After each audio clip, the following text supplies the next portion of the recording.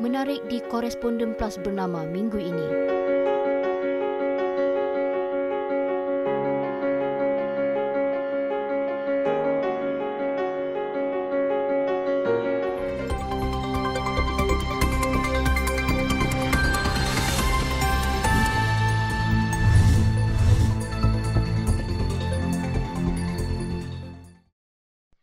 Klasik ZJ yang terletak di penagari sini yang berkonsepkan rumah kayu tradisional Melayu pastinya mengimbau nostalgia kehidupan di kampung semasa zaman kanak-kanak. Pemiliknya Zul Hisham Jamaluddin berkata, minat untuk mengusahakan rumah inap tradisional serta sokongan orang di sekelilingnya yang telah mendorongnya dalam membuka homestay Klasik ZJ dan telah mula beroperasi Disember tahun lepas. Sambutan orang ramai sangat menggalakkan. Kebanyakannya datang dari bandar seperti Kuala Lumpur, Selangor, Pahang, Negeri Sembilan dan Johor yang telah memilih untuk menikmati suasana kampung di sini, katanya. Sementara itu, Abdul Rauf Razali, seorang pesara, berkata permintaan yang tinggi telah mendorongnya untuk membuka rumah inap yang berkonsepkan tradisional Kedah iaitu Permatang Rambai Homestay di Penaga. Orang dari bandar kini lebih gemar menginap di rumah tradisional kerana memberi mereka ketenangan dan kedamaian. Malah ada anak-anak yang tidak pernah merasai kehidupan di kampung, tidak pernah melihat sawah padi, katanya. Beliau berkata, dengan peningkatan kos sara hidup masa ini, orang ramai masih memilih untuk bercuti di rumah inap tradisional yang menawarkan harga lebih murah dan masakan kampung yang enak berbanding rumah inap moden. Itu sahaja dari Pulau Pinang, kembali ke studio.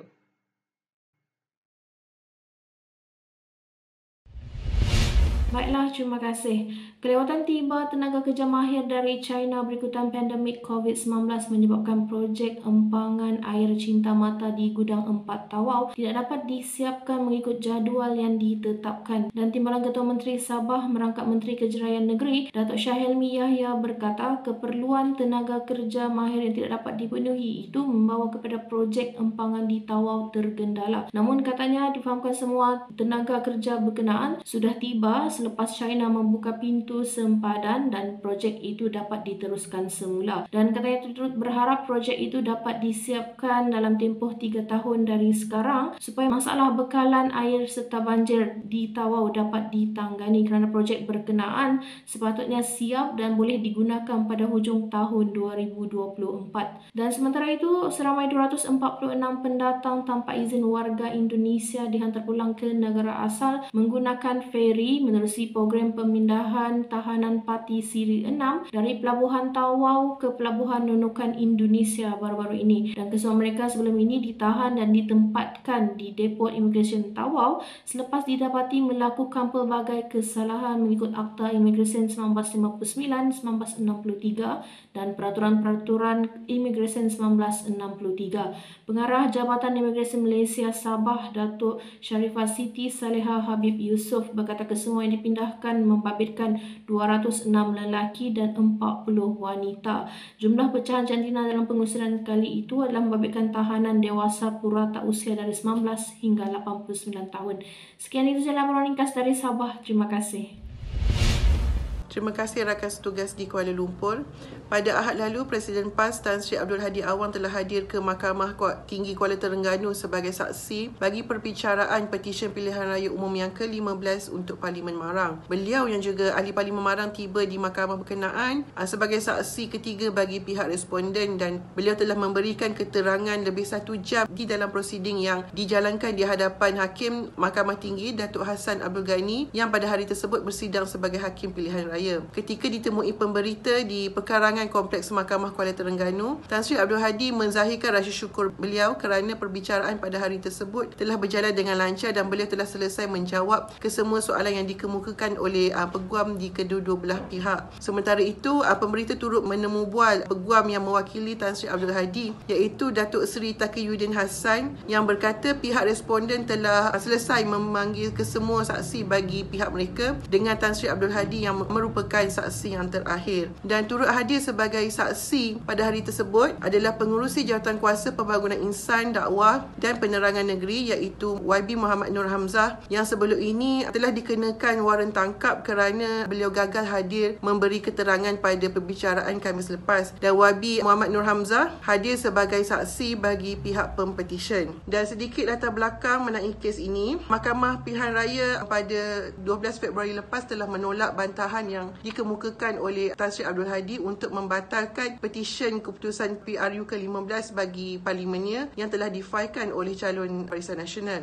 Dan Hakim kemudian menetapkan 6 Mac sehingga ke hari ini sebagai tarikh perbicaraan penuh bagi petisyen berkenaan. Dan terdahulu pada 3 Januari, Badan Perhubungan UMNO Negeri Terengganu telah memfailkan petisyen untuk membatalkan keputusan PRU bagi 3 parlimen iaitu Parlimen Kuala Terengganu, Marang dan juga Kemaman yang mengikut Akta Kesalahan Pilihan Raya 1954. Dan petisyen itu difailkan antara lain atas dakwaan PAS telah nyogok pengundi dengan mengagihkan wang bantuan yang diberikan kerajaan negeri pada November lepas iaitu beberapa hari sebelum PRU 15 melalui program iPension, iBelia dan juga iSiswa.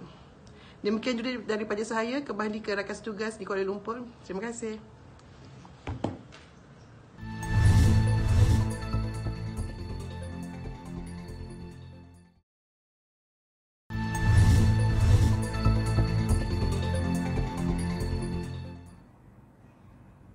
Assalamualaikum dan selamat sejahtera. Sebuah warung di Taman Temara, Ipoh menawarkan roti canai dengan sedikit kelainan atau boleh juga dikatakan dengan banyak kelainan kerana ia menawarkan variasi 42 jenis hidangan roti canai. Antara yang menjadi permintaan ramai pelanggan ialah roti beef cheese black pepper, roti chicken mushroom cheese dan roti banana ice cream. Lebih-lebih lagi selepas variasi pelbagai menu yang ditawarkan itu menjadi tular baru-baru ini. Pemilik perniagaan itu, Zamawi Jaafar, 49 tahun atau dikenali dengan nama panggilan Ijam, berkata lain-lain menu yang turut menarik perhatian ramai pelanggannya termasuk roti pulau ayam, roti pizza cheese dan roti lipat lapan. Beliau yang dibantu isteri dan anak-anak serta lebih 10 pekerja berkata roti canai yang ditawarkan bermula dari harga RM1.40 sehingga RM15 satu hidangan di warung yang beroperasi pukul 7.30 pagi sehingga 1 tengah hari itu, manakala pada bulan Ramadan ini pula beliau merancang untuk membuka gerainya dari pukul 3.30 petang sehingga 6.30 petang. Sementara itu, isterinya Aziati Ghazali, 45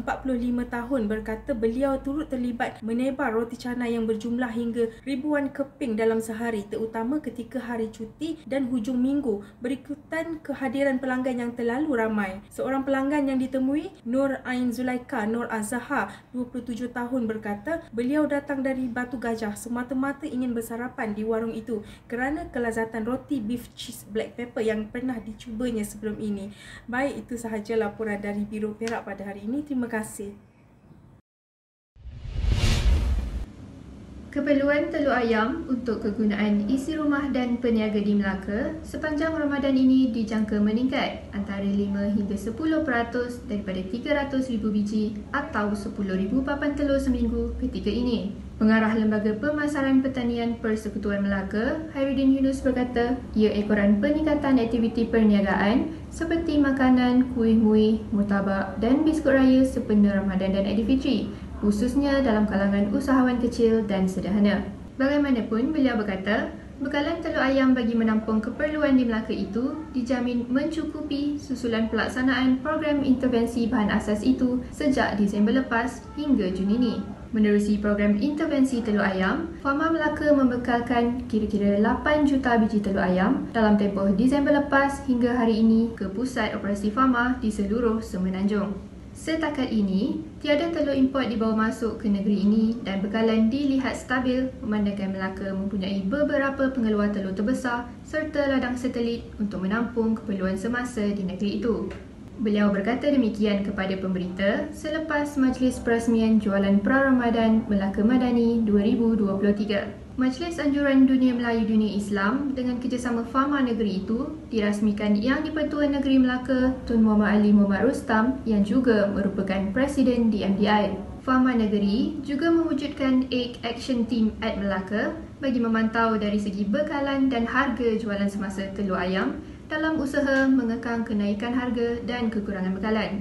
Dalam perkembangan lain, Fama turut mengadakan libat urus bersama kira-kira 30 usahawan kecil dan sederhana kuih-muih serta biskut raya di negeri itu bagi memastikan kumpulan itu memperoleh bekalan telur ayam yang diperlukan untuk pengoperasian perniagaan mereka. Libat urus itu dimulakan kira-kira 3 minggu lepas bagi mendapat maklum balas peniaga yang mempunyai keperluan berbeza terhadap penggunaan telur.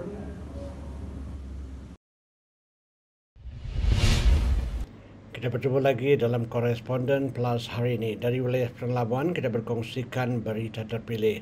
Perairan Labuan tidak terkecuali daripada dihantui masalah pukat hantu, iaitu pukat yang hilang atau terbiar di laut. Pengarah Perikanan Labuan, Faizal Ibrahim, selalu berkata pukat hantu boleh mengancam dan membahayakan ekosistem marin, memandangkan ikan, penyu, ikan lumba-lumba, paus, ikan jerung, anjing laut dan burung boleh terperangkap di dalamnya. Memandangkan beratus-ratus haiwan boleh ditangkap di dalam satu pukat. Anda dapat melihat betapa besarnya ancaman ini. Jabatan Perikanan Labuan bekerjasama dengan nelayan tempatan, Kelab Penyelam Labuan, Jabatan Bomba dan Penyelamat serta sukarelawan untuk mengeluarkan seberapa banyak mungkin pukat ini dari dasar laut. Operasi yang dijalankan di Pulau Rusukan Kecil dan Rusukan Besar pada 19 dan 20 Mac lalu menyaksikan sebanyak 36 kg pukat nailon diangkut naik dari dasar laut. Katanya pukat dan jala itu dipercaya ditinggalkan oleh nelayan tradisional. Faizal Ibrahim berkata operasi serupa akan dijalankan sebelum akhir tahun ini dalam usaha memastikan perairan Labuan bebas daripada pukat hantu. Melenyapkan pukat hantu di perairan Labuan memerlukan komitmen penuh, kerjasama dan inovasi daripada semua pihak, terutamanya warga nelayan. Beliau berkata pukat hantu adalah penyumbang utama kepada krisis plastik di lautan kerana kebanyakan pukat moden daripada nylon atau sebatian plastik lain yang boleh bertahan selama berabad-abad. Pukat hantu juga membahayakan terumbu karang, merosakkan batu karang, mendedahkannya kepada penyakit, malah menghalang terumbu daripada cahaya matahari yang sangat diperlukan. Justru Faizal Ibrahim menasihati nelayan, terutama nelayan tradisional dan moden, supaya tidak meninggalkan peralatan menangkap ikan di dasar laut. Baiklah, laporan itu tadi mengakhiri Koresponden Plus Bernama untuk minggu ini. Terus setia menonton Bernama TV untuk perkembangan berita yang terkini dan sahih. Saya Azura Mokhtar, kita jumpa lagi minggu hadapan. Salam Malaysia Madani. Assalamualaikum.